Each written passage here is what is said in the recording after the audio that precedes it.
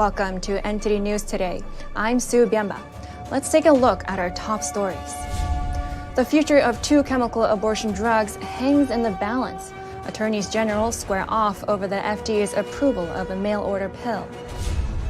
3 unidentified flying objects over Canada shot down over the weekend. Various lawmakers are now demanding more insight into what exactly happened. As for the Chinese spy balloon, the question now turns to who made it. Was it a civilian craft, as China claims? Some reports from China may shed light on this. More rescue miracles in Turkey. Search teams find people alive after more than 150 hours, and the government is now investigating over 130 contractors for poor construction of buildings.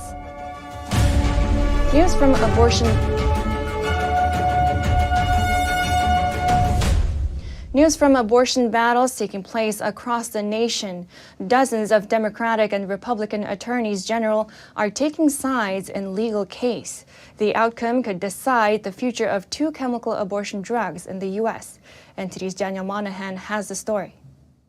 The conservative advocacy group Alliance for Hippocratic Medicine filed the lawsuit last November in Texas. It accuses the FDA of ignoring science and law when it evaluated and approved mifepristone and misoprostol in 2000. The alliance claims the FDA never studied the safety of the drugs under the labeled conditions of use. It also alleges the FDA disregarded the potential negative effects the hormone-blocking regimen has on young pregnant women. The combination of the 2 drugs remains the most common abortion method nationwide. It accounts for about half of all U.S. abortions. Mifepristone can now be ordered from certified retail pharmacies by mail based on a new FDA rule. Democratic and Republican attorneys general are debating over the fate of the drug. A coalition of 22 attorneys general led by Democrat Letitia James of New York has asked the court to toss the case. They claim that withdrawing federal approval for mifepristone would block millions of people from so-called safe abortion care. James shared her personal experience with abortion last May. And I was faced with the decision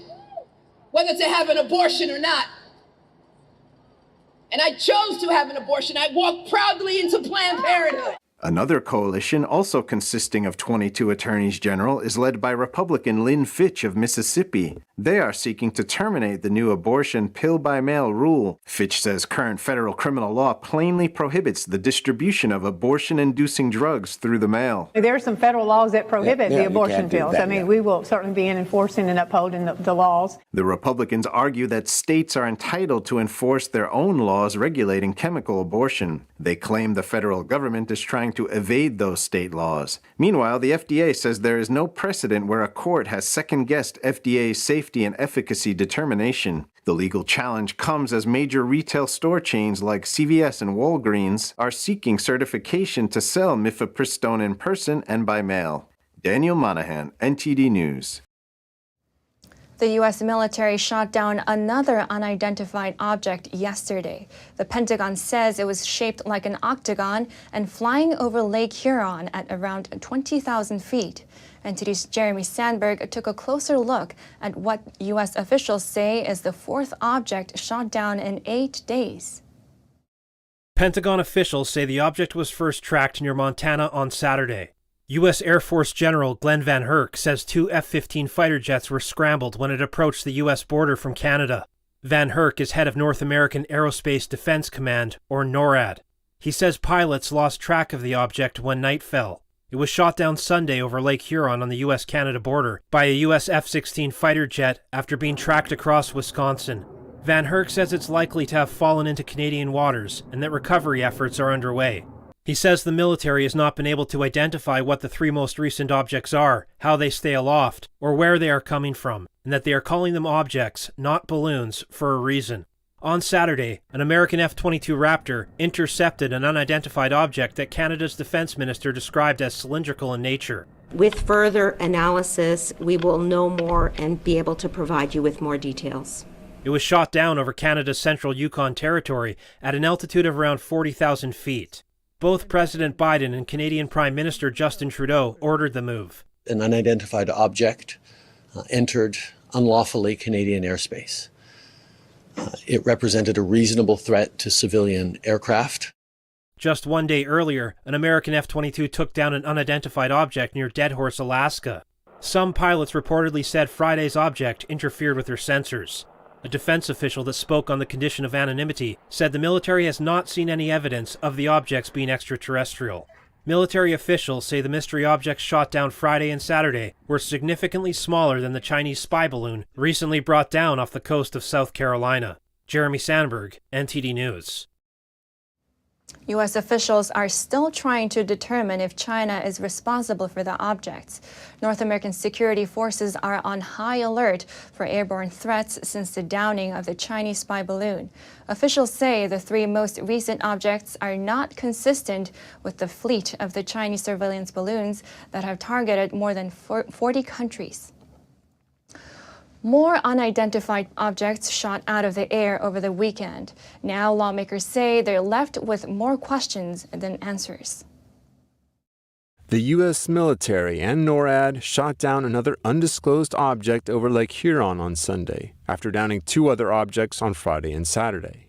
Counting the Chinese spy balloon, that's the fourth object over North America in just a bit more than a week. Various lawmakers are now reacting. The Biden administration didn't specify whether the fourth object was related to the previous three or if it's connected to the Chinese Communist Party.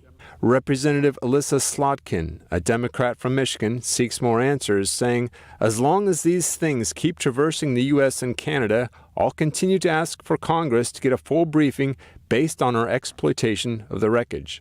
Republican Senator of Montana Steve Daines says the lack of communication from the Biden administration regarding the closing of Montana airspace last night and the recent shootdowns that took place over Alaska and Canada is unacceptable. The top priority of the administration should be the safety and security of the people of the United States, and keeping the American people informed is a key part of fulfilling that duty. Senate Majority Leader Chuck Schumer, on the other hand, expresses confidence. The military and intelligence community are laser-focused on gathering information and coming up with an assessment. You can be sure if any U.S. interests or people are at risk, they'll take appropriate action. And Republican Senator Ron Johnson from Wisconsin comments, I appreciate DOD's notification of the actions they took in downing yet another foreign object over Lake Huron. Maximum transparency on what they learn about these objects is essential. Florida Senator Marco Rubio chimed in saying, the last 72 hours revealed to the public what has been happening for years, unidentified aircraft routinely operating over restricted U.S. airspace. This is why I pushed to take this seriously and created a permanent UAP task force 2 years ago.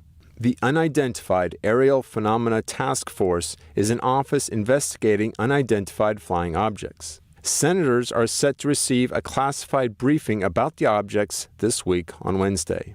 NTD reached out to the Department of Defense for comment, but didn't immediately hear back. As for the identified spy balloon that entered the U.S. airspace, China says it was for civilian use, but it doesn't say which company made it. Now we have some clues. Questions about the Chinese spy balloon are shifting. Officials now asking exactly who made it. Reports on the subject from China are raising eyebrows. Beijing insists that the downed balloon was a civilian airship for weather research. But the Chinese regime never specified which firm it belonged to. An article found on Chinese internet portal NetEase lists a number of companies, all of them capable of building unmanned airships. These include autonomous aircraft developer Yiheng, China's largest weather balloon producer, Zhuzhou Rubber Research and Design Institute, drone manufacturer Dajiang, and wireless tech maker Parrot. Both Yiheng and Parrot advertise themselves as civil-military integration enterprises, meaning they work closely with the Chinese military. What's more, Dajiang is deemed a military company and has long been sanctioned by the United States. Another article exposed alleged links between the Zhuzhou Rubber Research and Design Institute and the Chinese Army. The institute has reportedly obtained licenses for weapons research and production. It also took orders from the General Armament Department, the agency in charge of arming China's National Army, known as the PLA. The article, titled A Brief History of Wandering Balloons, was quickly scrubbed from the internet. But according to public information, the Zhuzhou Institute is also a designated supplier to the Joint Staff Department of the PLA. Coming up, the U.S. is telling its citizens to leave Russia immediately. The Kremlin says it's not the first time the U.S. has issued such orders. Koreans look for closure from World War II grievances with Japan. Some want the bodies of those killed in an underwater mine returned. We have that and more just after this break.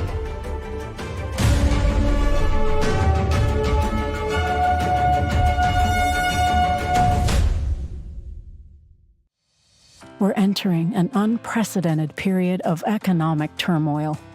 The economy is unstable, our government is in shambles, and the global war on energy has created a domestic crisis. Americans need a way to protect their financial future. One way to ensure your wealth in retirement is by purchasing physical gold and silver. We can help. You can roll any part of your retirement account into a gold or silver IRA. Better yet, you can open a gold or silver IRA in 5 minutes or less using our online application.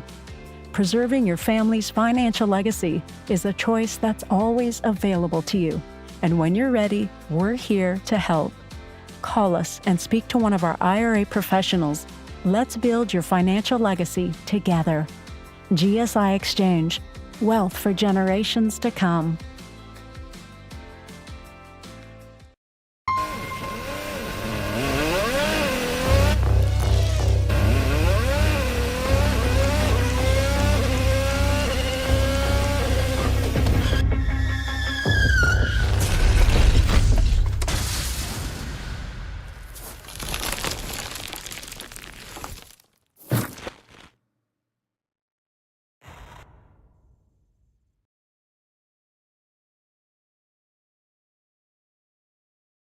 Freedom is not free, and neither is the truth.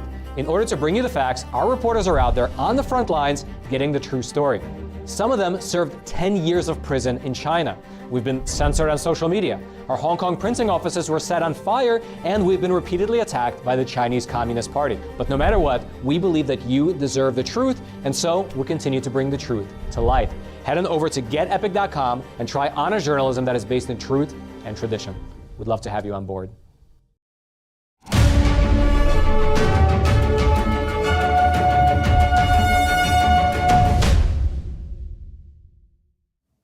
Welcome back. The U.S. has told its citizens to leave Russia immediately due to the war in Ukraine. It also cites the risk of arbitrary arrest or harassment by the Russian law enforcement agencies. The Kremlin said it was not the first time U.S. citizens had been asked to leave Russia. The last such public warning was in September after President Vladimir Putin ordered a partial mobilization. The U.S. Embassy in Moscow said in a statement, quote, Russian security services have arrested U.S. citizens on spurious charges, singled out U.S. citizens in Russia for detention and harassment, denied them fair and transparent treatment, and convicted them in secret trials or without presenting credible evidence. The Federal Security Service said in January that prosecutors had opened a criminal case against a United States citizen on suspicion of espionage. Last December, U.S. basketball star Brittany Griner was released in a prisoner swap. She had been sentenced to 9 years in a penal colony for possessing vape cartridges containing cannabis oil after a judicial process labelled a sham by Washington. Meanwhile, former U.S. Marine Paul Whelan is serving a 16-year sentence in a Russian penal colony after being convicted of what Washington says are fictitious espionage charges. It's been a week since the devastating earthquake in Turkey and Syria, and rescue teams are still finding survivors under the rubble. The death toll is now over 30,000. Turkey has launched an investigation into building contractors. NTD's Costa Menez has the details. More people, many of them children, are still being pulled from the debris. The search for survivors is now in its 7th day, with the hope of finding more getting slimmer every day. The tragic earthquake has claimed over 30,000 lives. A little girl was saved in Hatay 150 hours after being buried. Also in Hatay, dramatic footage shows rescue workers pull out a 10-year-old girl and carry her away on a stretcher. A 44-year-old man in Kahramanmaraş was rescued after over 160 hours of being trapped, and firefighters rescued an 85-year-old from a collapsed building on Sunday. Entire towns and cities have been reduced to rubble. According to Turkish authorities, about 80,000 people have been hospitalized. More than 1 million are in temporary shelters. Turkey said on Sunday that a thorough investigation will be launched into anyone suspected of being responsible for the collapse of buildings. Turkey's construction codes, despite meeting current earthquake engineering standards on paper, are rarely enforced. Vice President Fuat Oktay said more than 130 suspects have so far been identified. The detention of over 100 suspects has been ordered. Arrests have already begun. Several contractors were arrested at Istanbul airport when trying to leave the country on Sunday. According to the Justice Ministry, 7 others were detained. Another 7 were barred from leaving Turkey. Kostem Enes, NTD News. Now over to Asia. South Korea and Japan are trying to settle some historic issues as relations between the two countries thaw. The families of Korean men drafted decades ago to support Japan's war effort see a last chance for closure. John Sok-ho vividly remembers the morning when at just 8 years old he lost his father. He was one of 136 Koreans killed when an undersea coal mine off Japan's southern coast collapsed and flooded in 1942. He had been drafted, like so many other Koreans, to support Japan's war effort towards the end of its 1910 to 1945 occupation of the Korean peninsula. 47 Japanese were also killed in the mine. Decades after the disaster, and now aged 89, John is still looking for closure and hopes his father's remains will be returned. I can't tell you how devastated I am. It was really heartbreaking because I lost my father just like that. I was telling people, my father died. I was so sad. Since he took office last year, South Korea's President Yoon Suk-yeol has sought to settle historic issues with Japan and has already met with Tokyo's leader. Those discussions raised the hopes of people like John that their relatives' bodies could soon be recovered. But any such attempt would be complicated and costly. The Chosei mine extended at least 1 kilometre out to sea and nearly 40 metres underground. Japan's Labour Ministry told Reuters the cost of an excavation would likely run into millions of US dollars. Campaigners argue it is a price worth paying to recognise the hardship and injustice that families endured. They held a memorial for the victims in Japan's Ube earlier this month. Yan Hyun is the chairman of the South Korean Bereaved Families Association. He's also a nephew of one of the victims. The collapse incident at the Chosei coal mine was not an accident, but a predicted man-made disaster. After the Pacific War broke out, the then Japanese government pushed ahead with the Chosei mine operation to increase coal output to support the war, even though it was in violation of a ban on undersea mining. According to South Korean government estimates, the remains of as many as 10,000 Koreans are still in Japan. They died in forced labor, digging mines or building dams. And still to come, the Kansas City Chiefs win Super Bowl 57. Patrick Mahomes threw 2 touchdown passes in the fourth quarter and scrambled 26 yards on the go-ahead drive, but the game was still tied with 8 seconds left. Colombia's flower industry struggles to find dedicated young workers ahead of Valentine's Day. We'll have the details soon when we return.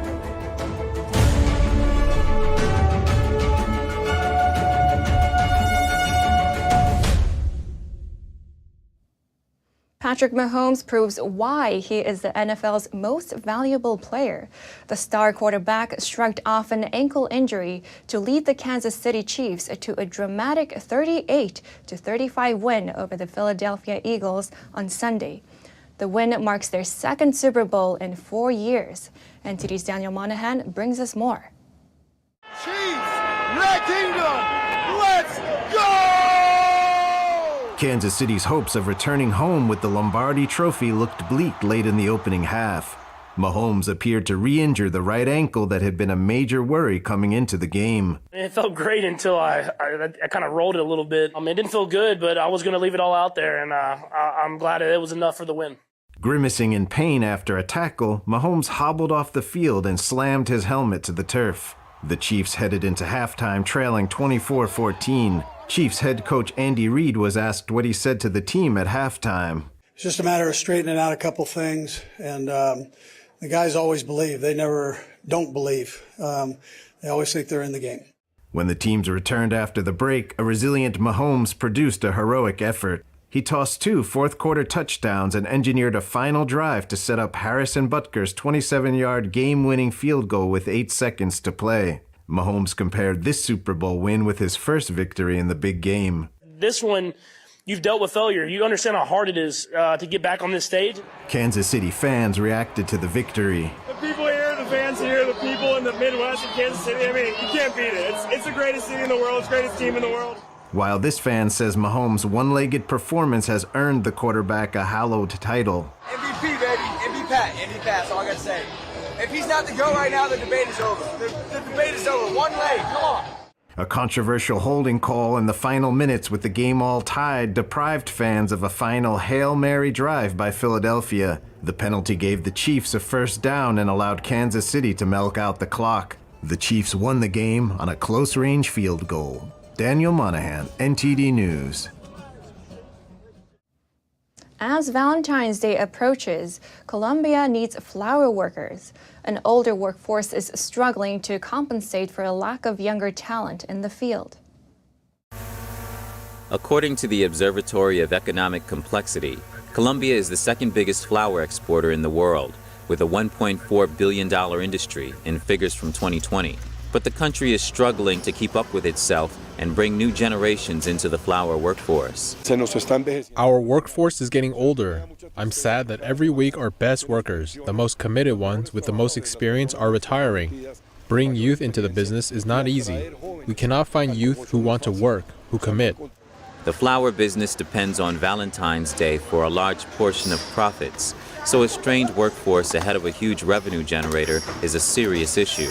That is why many businesses close, because Valentine's Day generates money for the year's budget. If there is no workforce to work with, they resort to older workers and sometimes to retirees by giving them the opportunity to work during the season. For seasonal flower workers like Blanca, the monthly salary is around the minimum wage, the equivalent of $242. In the past, Colombia's florists have been accused of paying low wages, having bad working conditions, and requiring long hours. For a while, it's been difficult to get workers, especially in the high seasons. During Valentine's and Mother's Day seasons, we need another 20,000 people, besides the 200,000 people who directly or indirectly work in the production of flowers. That is where we face the biggest difficulties. According to Asoko Flores, Colombian producers exported 320,000 flowers in 2022. That's up 20% compared to 2021. You don't have to break your piggy bank to eat healthy. NTD's Gina Marie tells us some of the best and the least expensive nutrient-dense foods. Here's Strong Mind and Body.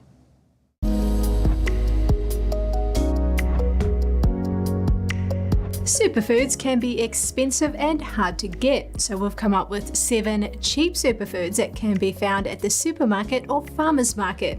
Number 1 on the list is apples. Apples are an economical and nutritious snack or dessert. They are loaded with vitamins, minerals, and fiber. One thing to note is that apples are heavily sprayed with pesticides, so choose organic whenever possible. If not, thoroughly wash and peel conventional apples. Number 2 on the list is bananas. Organic and conventionally grown bananas are highly affordable. They're a great source of potassium, calcium, manganese, magnesium, iron, folate, niacin, and B6. Bananas are a highly portable snack, as you know, and are great in smoothies, cereal bowls, banana muffins, banana bread, and banana pancakes. They can also help you to fall asleep if you're having trouble. Number 3 is berries. All berries are rich in potent antioxidants, but they can be a bit pricey. One way to keep costs low is to buy frozen. Enjoy them year-round in smoothies, muffins, fruit salads, cereal and yogurt toppings, or by themselves. Number 4 is cabbage. The cruciferous veggie is economical to buy and delicious to eat.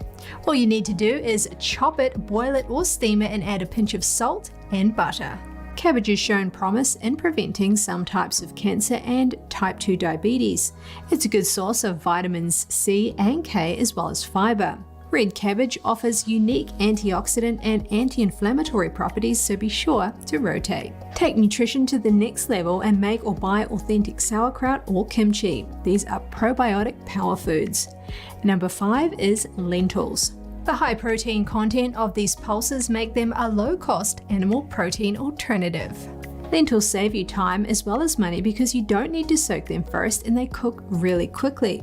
They're also rich in fiber, iron, magnesium, zinc, and antioxidants. Number 6 is oats. You can hardly beat oats when it comes to being inexpensive, nutritious, easy to prepare, and versatile. Oats provide calcium, protein, iron, and potassium. Select steel-cut oats or rolled oats when possible. You'll want to avoid instant products that have added sugars. Number 7 is red beans. Of all the beans you can buy, red beans and kidney beans are tops when it comes to antioxidant content. Beans are not only inexpensive, but they're also incredibly versatile. Enjoy these red wonders in chili, salads, soups, salsa, burritos, spreads, stews, and rice or other grains. Thank you so much for joining us. We're going to put our email on screen. We'd love to hear from you. For podcasters, that's news.today@ntd.com. I'm Sue Biamba, NTD News, New York City.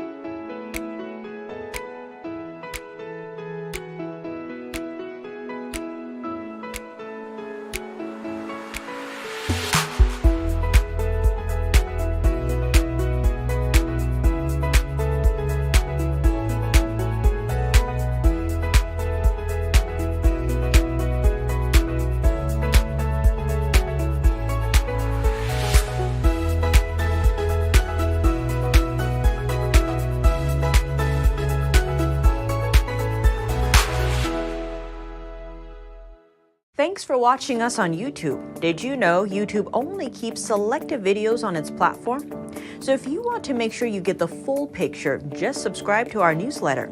Go to newsletter.ntd.com and sign up. It's free.